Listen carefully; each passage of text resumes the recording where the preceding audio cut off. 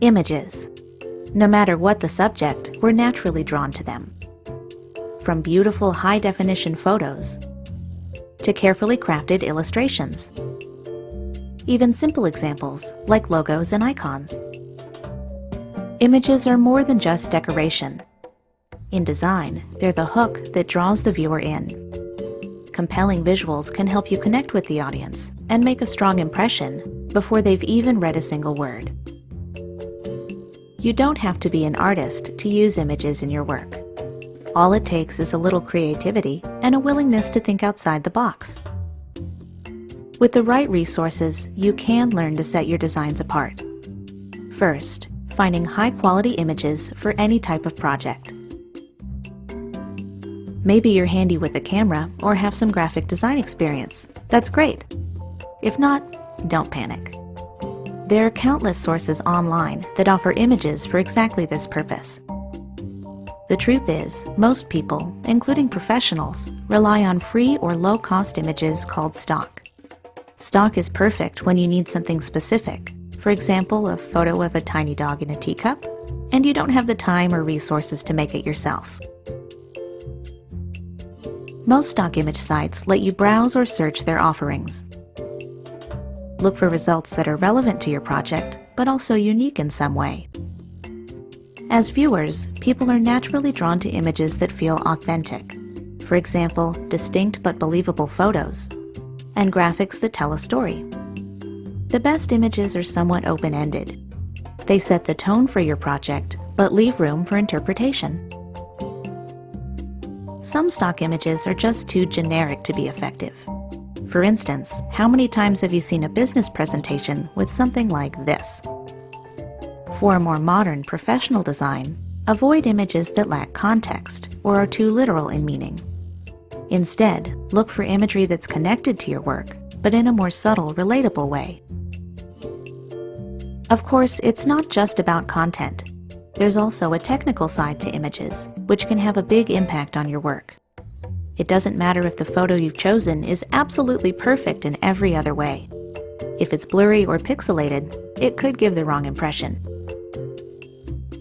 Look for high-quality images that are sharp, clear, and free of distortion. In general, bigger is better because it gives you more to work with.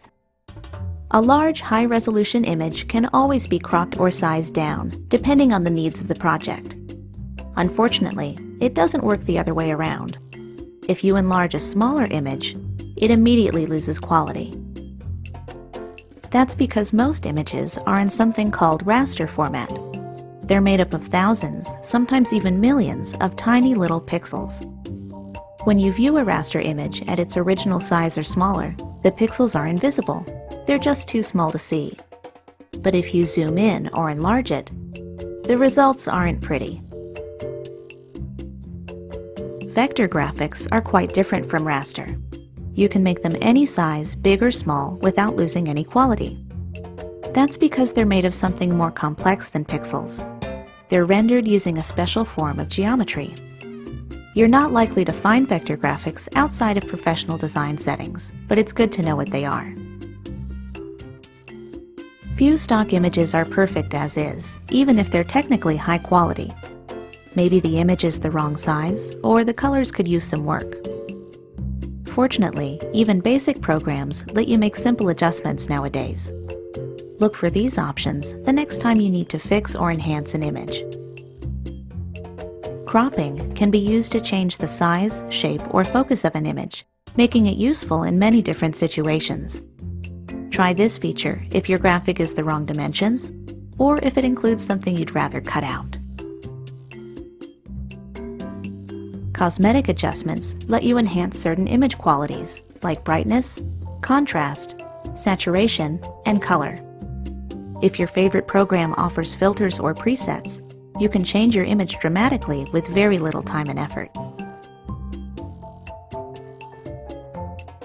Resizing an image will ensure it's the perfect fit for your project. Just remember, you can't make images bigger than their original size without affecting their quality. If the image you're working with simply isn't big enough, it's best to choose something else. Alternatively, find a creative way to work with the image you have. Adding photos, graphics, and other visuals to your work is a great way to make it more engaging. Even a simple background image can transform your design into something special. Just remember what you've learned about image quality, both technical and conceptual, and your work is sure to stand out for the right reasons. We hope you enjoyed learning the basics of images. Check out the rest of our design topics, including typography, color, and composition.